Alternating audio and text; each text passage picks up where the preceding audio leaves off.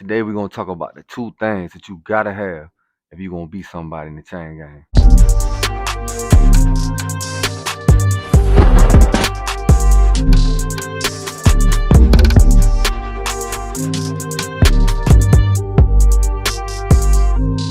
What's good? Welcome to another episode of Kiko's P.A.I.N, the definitive channel of the Florida Chaingang, where we turn bad into good and pain into progress. I'm Kiko Cortez, and today we're gonna talk about the two things that you gotta have if you're gonna be somebody in the chain gang. Even if you ain't trying to be somebody, as in a playmaker, etc. These two things you're gonna need if you're gonna at least live comfortable and secure, as comfortably and secure as you can, as anyone can, in the prison system. Now I'm speaking about the Florida Chain Gang, but from my experience, this is universal. So these two things, what are they? Well, if you read the title to the video, you already know. Money and violence. That's it. It's not gang ties, it's not hometown ties, it's not family members up in there, it's not niceness, it's not even loyalty. It's money and it's violence. At the end of the day, when it all boils down to the essential, these are the only two things that these boys really respect. And I'm gonna give you some examples because a lot of people might think that. I mean, I've seen people that think that one or the other is enough, and you can get a long way with one or the other. If you got plenty of money in chain gang terms, you can be chain gang rich and have 10 grand, and you play it right. They gonna think you that dude, but um, or you can just be broke as hell, but about your business, about your issue, and ready to put it in somebody's life, and that'll take you to a certain level. People gonna fear you, most people, but you're gonna find yourself in bad spots all the time, and you really ain't gonna enjoy your time as much as if you had some money to go with it. Of course, if you have one, you can generally gain the other through that. Meaning, if you are a violent person, or if you're willing to perpetuate violence, or if you're capable, more importantly, of carrying out violence, meaning you have the ability along with the will, then of course you can get money. Uh, you can take stuff from people. That's the number one go to.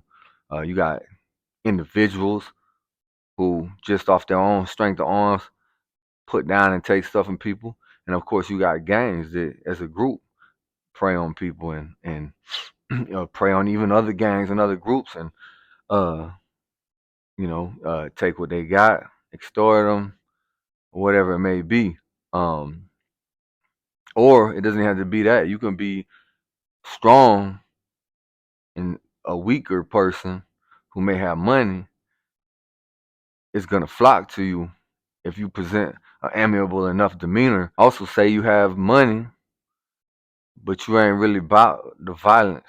You aren't really capable of the violence. You see guys that weren't necessarily criminals out there in the streets. They were, maybe they had a drug issue, maybe they, whatever it was, they were out there. They were successful.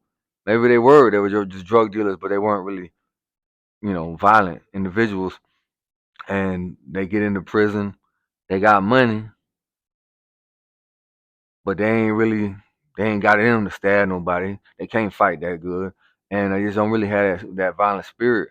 And a lot of times it's someone who came to prison, and it's not necessarily that they were successful in the streets. It's that they have family members of someone who's successful, that and loves them enough to hold them down.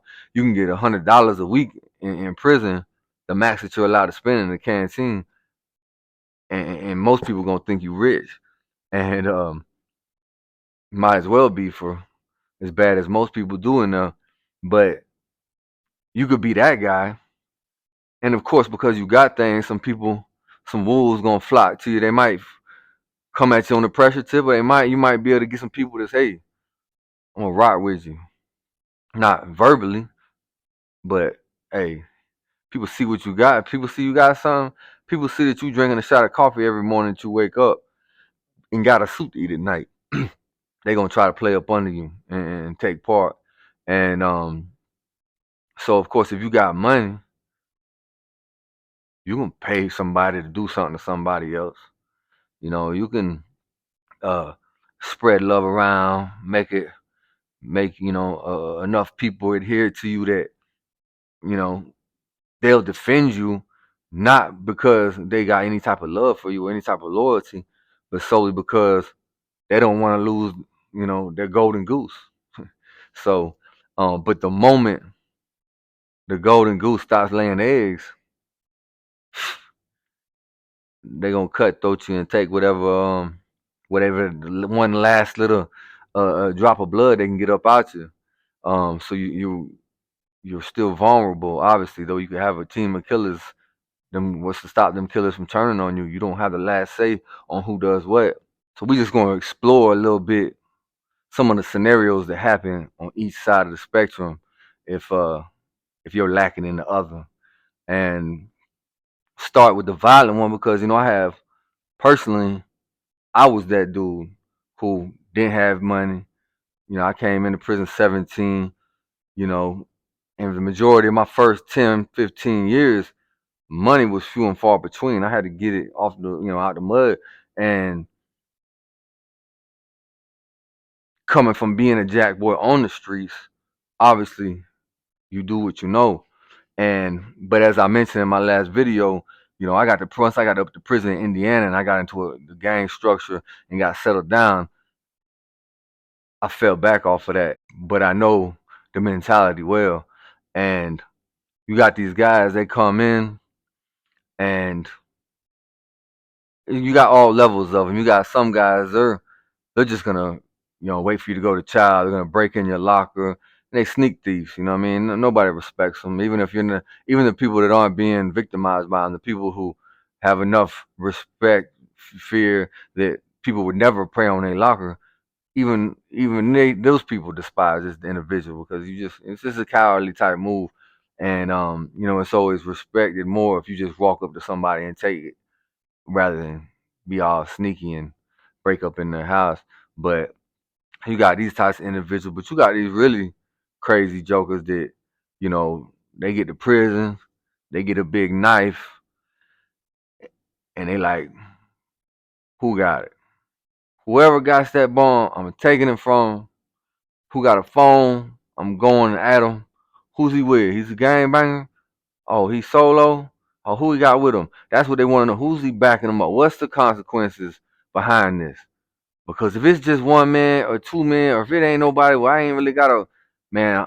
I'm going to get that, and they do. And I mean, you would be surprised. Maybe you wouldn't be surprised. I don't know.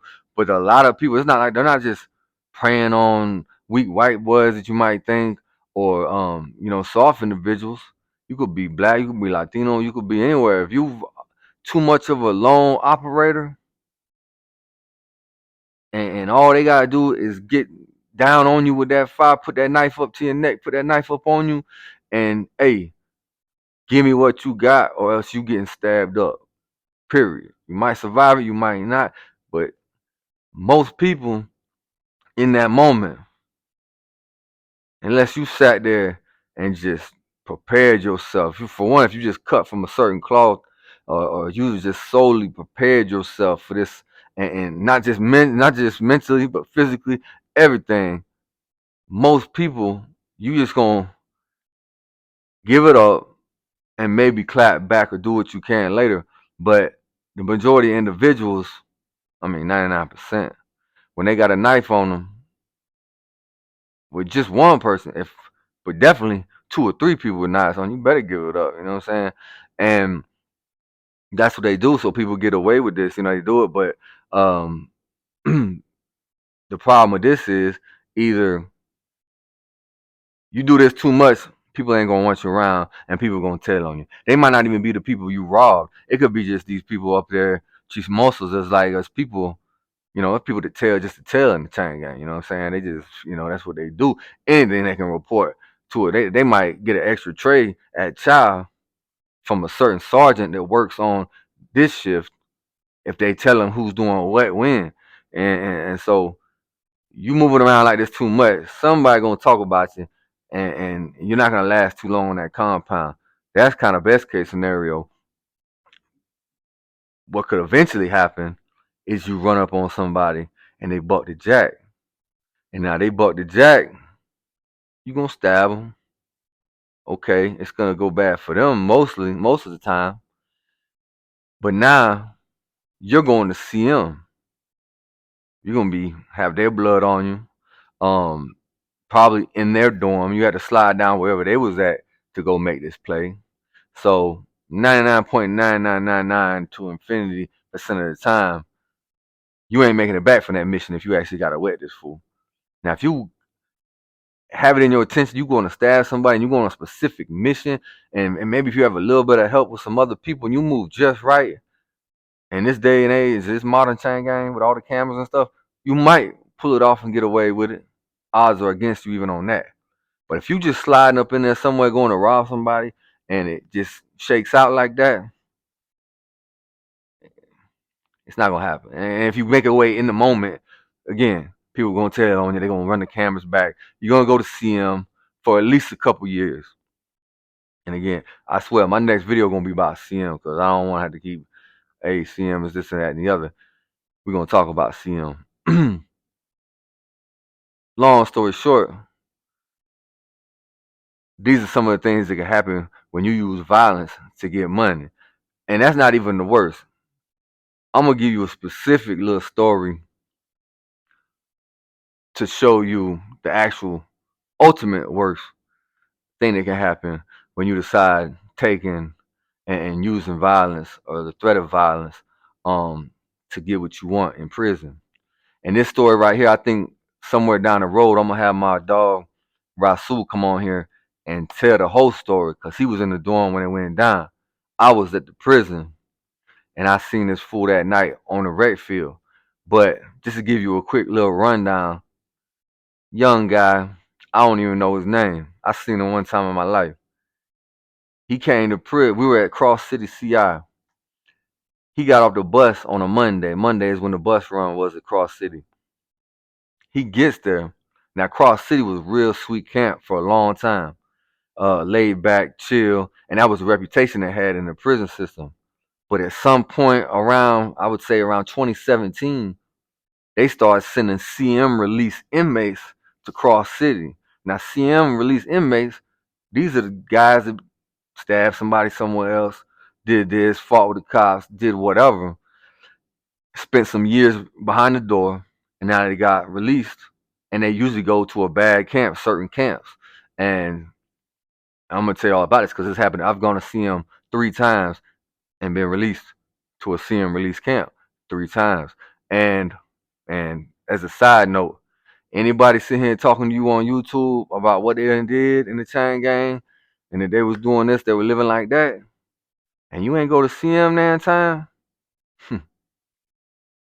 nah. If you raising hell in the joint, you gonna go to CM. And I'm gonna tell you all about that. But for now, this is what happened at Cross City.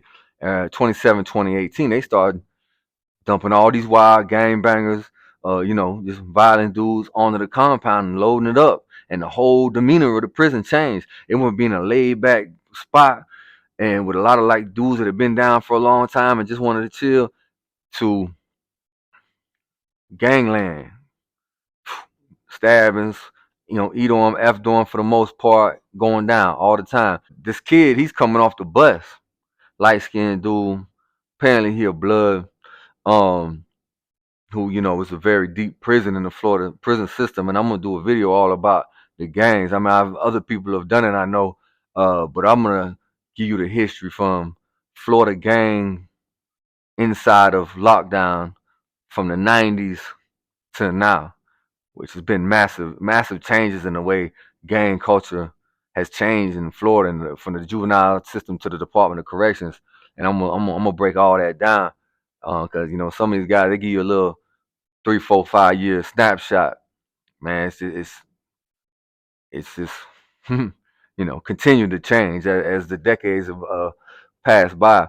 But this kid, he a bloods are real deep in the Florida chain gang. So a lot of times they used to have in their way. Most of the beef they have is between themselves, and so it's a certain little chest out swagger that a lot of these individuals carry themselves with. And this kid, I don't know his background. He's on the bus, and apparently he telling everybody, "Oh snap, we going to Cross City," and that's how it be like. You getting off CM, and you find out where you going. Like, oh shit, I'm going to Columbia. Oh, damn, I'm going to Martin or they Shake or whatever. Oh shit, man, yo, what's going on? Cross City. Oh, that's pie. You know what I'm saying? And so like everybody's getting off CM together. They on the bus. They like, oh, okay, where you going? Oh, damn, I'm going. Well, Jit find out he's going to Cross City. Excuse me. Oh, he heard, hey, this shit sweet. This shit pussy. Excuse my French. This is the term that's used, and he already got a plan. I'm gonna go up in here. I'm gonna take somebody's phone, and I guess that was the beginning and end of the plan.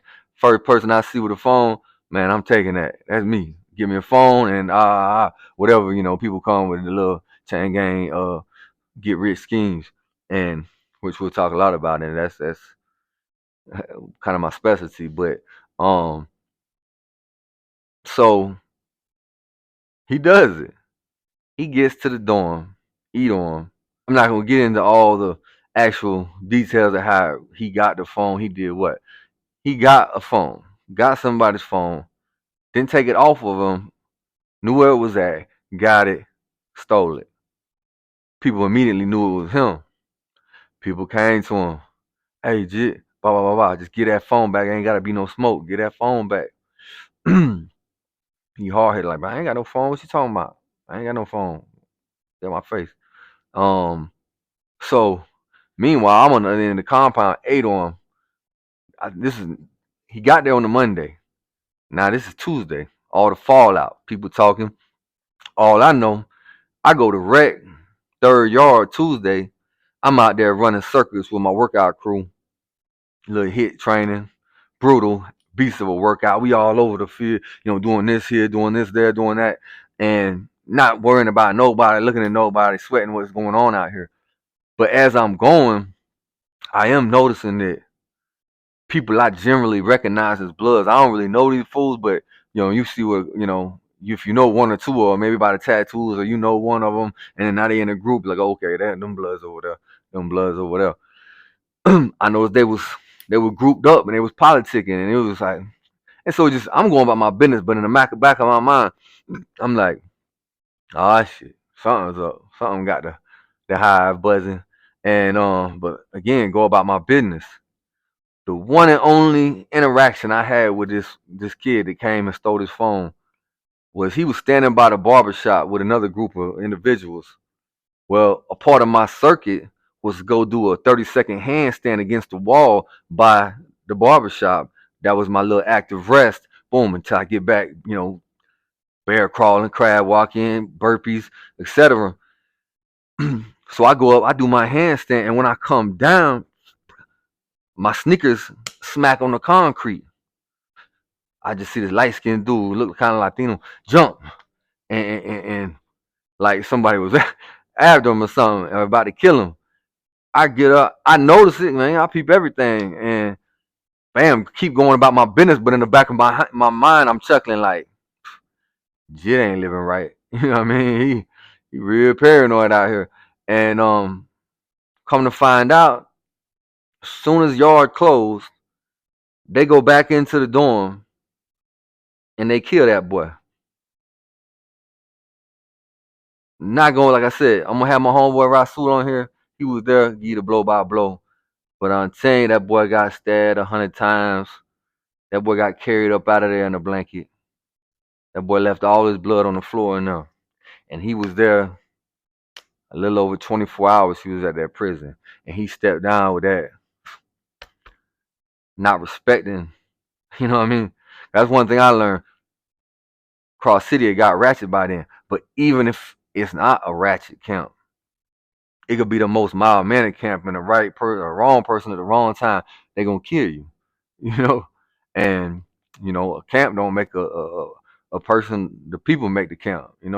And so that's just an extreme version of what could go wrong when you living by violence alone. And of course, how would that change if he'd had money to go with his, you know, at least instinct for violence, well, he would have been thinking like a player and been like, man, I'm gonna come here. Whoever got a phone for the sale, I'm gonna cop that and I'm gonna push play. You know what I mean? That's how you think when you got money. And so that's an extreme example of that right there. Now on the other side of the coin, you come up in there, you got your money straight. You could shoot money here, shoot it there, spend 100 every day, every week at the canteen. Okay, that's a good situation to be in. But if you ain't got, the muscle, the violence to remain secure with that, then ultimately, eventually, something bad gonna happen. It's gonna get out of your control. And I've seen it happen countless times, and it's not always, it's not always, hey, you come to prison, they see you swipe your card. Yeah, at a certain level, depending on what you look like, what type of person you is, what type of connections you got, it might be as bad as, hey, your first time at the canteen, they see you, they gonna get you.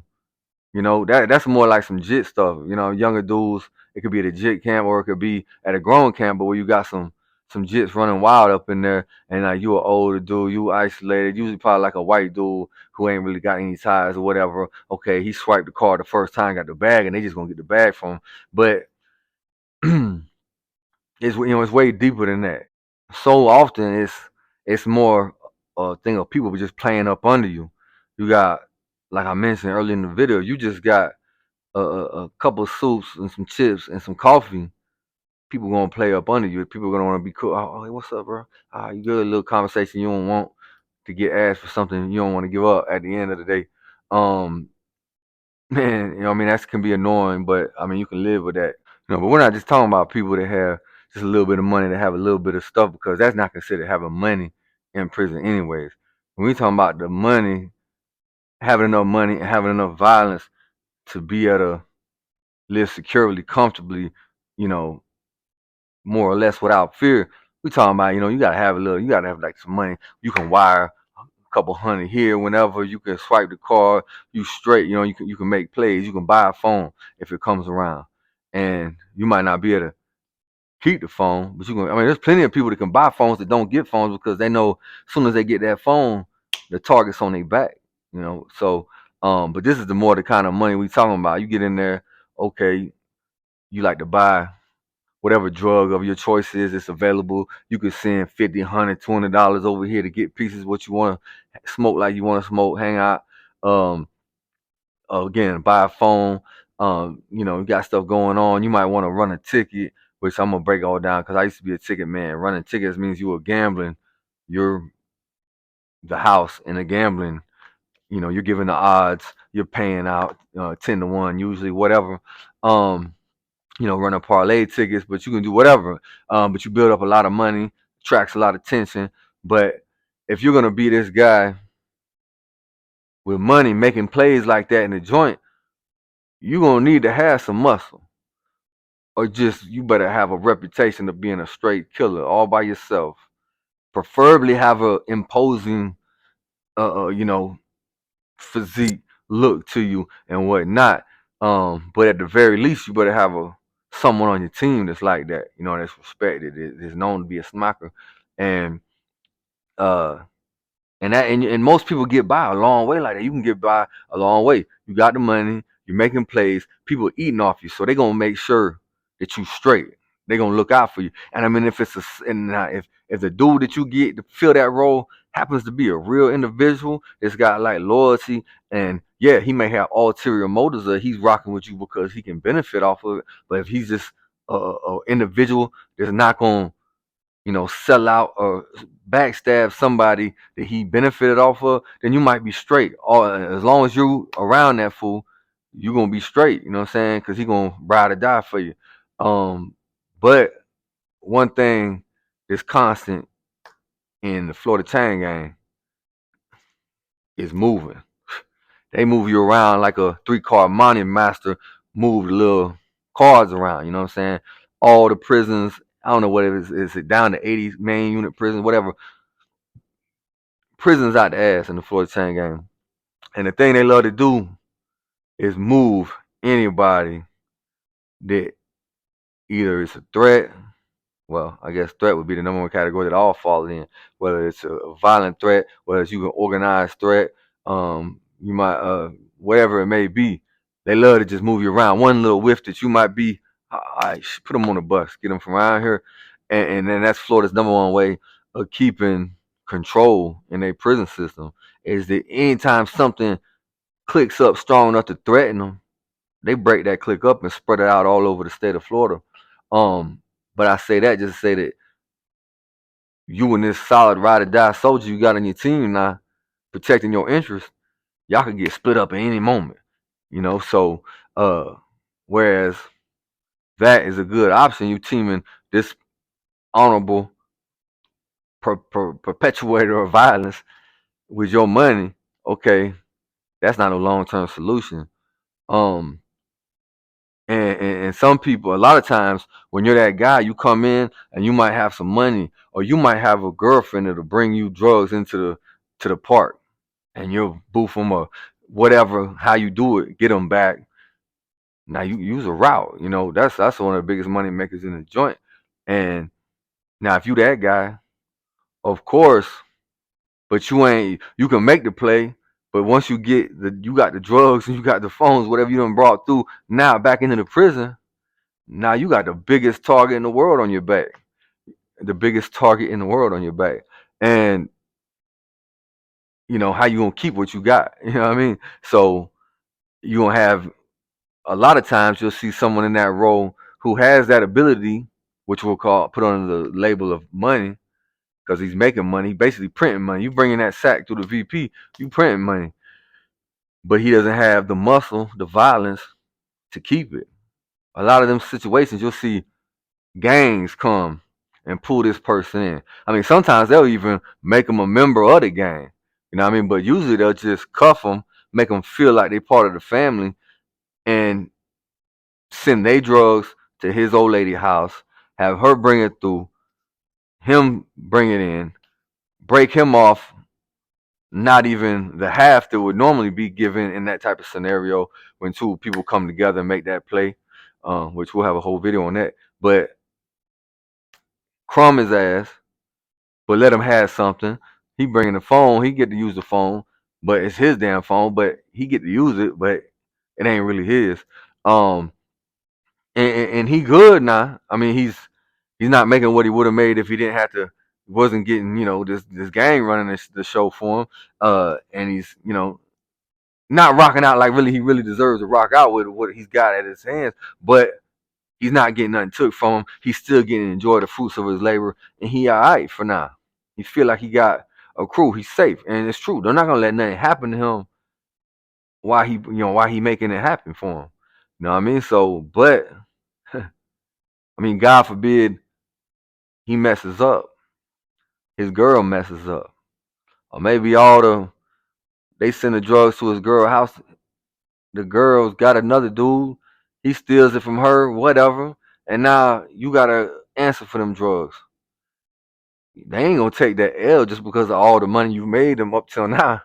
You know, you got to pay for that. If you can't pay for that, I mean, and you get in an argument with your girl, God forbid, you got to pay for it. Okay, well, I'll just make another play. I'll make enough runs for her to get it back. Well, damn, but you cussed out your girl on the phone because of this. You feel it was her fault in the first place. She ain't coming to see you now. You know, it done dried up. And now you owe these fools. I mean, obviously, if I got to paint the picture, it could turn out real bad. And not to mention, I mean, my point of view, you living like a bitch, really. Excuse my French. I mean, but I mean, this is the terminology. Okay, and that's what can happen to a guy who's not even in the game, but the gang cuffs him, puts him up under their, protection, and basically uses him. So you think, okay, yeah, well, that sounds about right. That he's in a tricky situation or whatever, and you could see him getting, screwed over. But it don't stop there. You could actually be in the game. You could have actually been in the game on the streets. Y'all are in there. Nah, you might have been like basically a shot caller, to use a term that has nothing to do with the way some people use it. But you might just be that dude in the game running, calling it, or just somewhat pay, because it's not always no organized structure. Don't let these fools fool you. A lot of times you in the same gang. Oh, y'all hanging out. This is how it be in Florida. Florida is like renegade, but certain places it's structured. But so many times, okay, oh, you this, you that. We all in the same gang. All right. Well, as while it serves us, we rocking like we really a gang. But at the end of the day, it's all about what can I get from this. When this no longer serves me, I'm gonna keep it moving and find what does. And that's usually how the gang shit goes down in Florida. And uh, so you could be in the gang, bringing money to the gang. You the one got the phones. You the one got the dope. You smoking with your brothers all day like they ain't paying for nothing. They drinking coffee with you. They eating with you. You breaking bread. You making everything happen.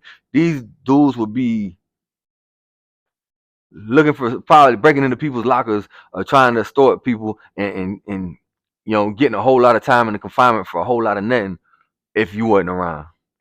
But now you over here, you shaking the bomb, you making plays. These your brothers, y'all shaking up, they talking to your people on the phone. They know your people. All this. You think you safe? You think they won't? You think that can't go bad for you? If they don't have a reason to fear what could happen, those same people that you brought all this good to will stab you, maybe kill you, but at least hurt you, take everything that you have, all the things that you were letting them use, they'll take from you now, poke you up, you get carried up out of there. And not only will they do that, to cover their tracks, they might make up a story about you. I mean, I'm saying speaking in general terms, but I've seen minimum two exact this exact scenario play out twice with two different gangs, totally different people. And I watched this from not too far away happen. I seen him breaking bread with him. All the good he brought to these fools, two different guys. And both of them got stabbed up. And both of them got shade thrown on their reputation, which turned out to be total bullshit. These dudes, they cross somebody out, and of course they got to go to other prisons. They got to explain their actions. Oh, well, he was doing this, he was doing that. Boom, boom. Oh, okay, you good then? So that's an example of okay, you got money, but you don't have enough strength, enough violence, and I used to always I've actually had conversations with people back before I really got to where my money was straight, and I was going through prison, and all I had was my willingness to commit violence and my word, my loyalty. Those are my only two calling cards, all from the majority over the first half of my 24 years of incarceration was I was gonna rock out whenever my respect was challenged, honor was besmirched, anything, I was gonna rock out. Period. And two, if I said I was gonna do it, I did it. That was all I had for years in the joint. And it went a certain ways, but I constantly found myself behind the metal door, behind bars, locked down 23 hours a day. They say 23 hours a day. It was 24 hours a day. They pull you out for the shower for 5 minutes and put you back in there, whatever. But again, we're gonna have a CM video. But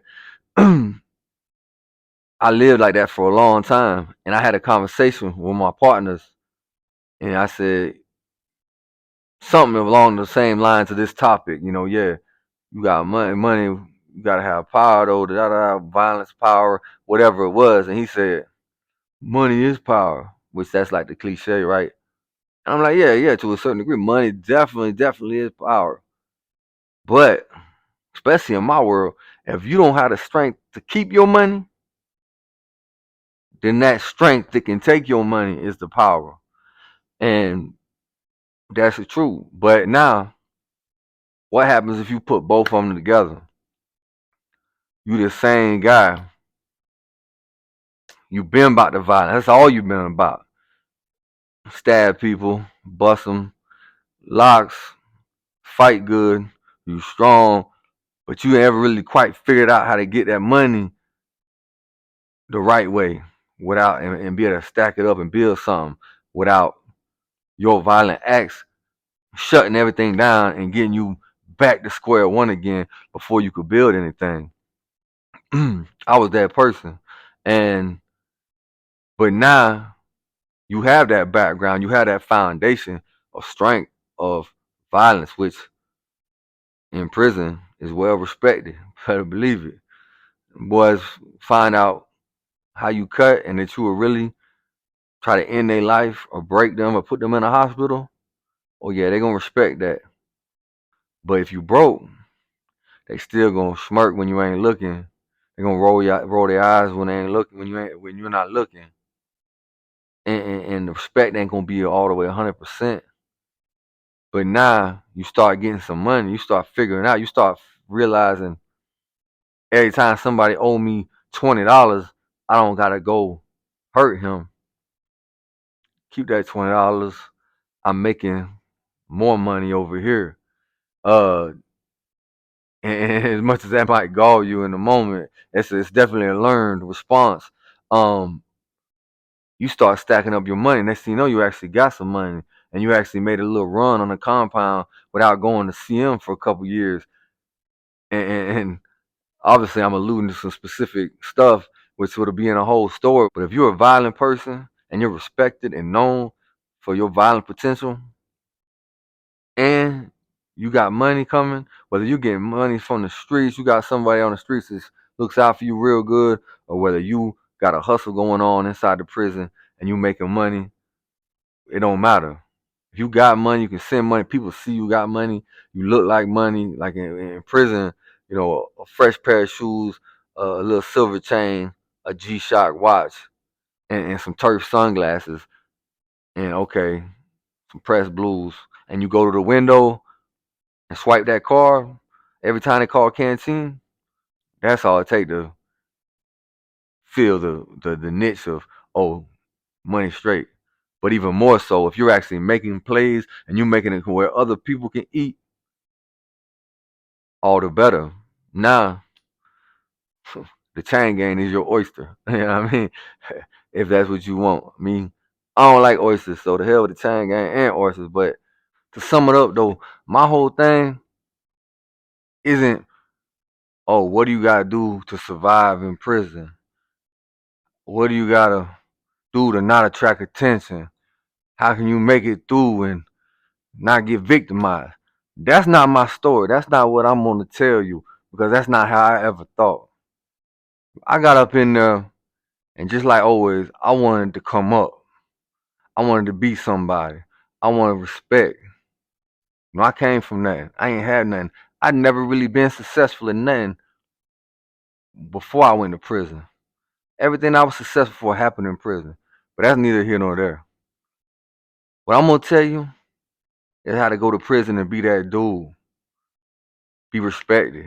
Not that I'm telling you go to prison. I'm saying if you got to go, you going there.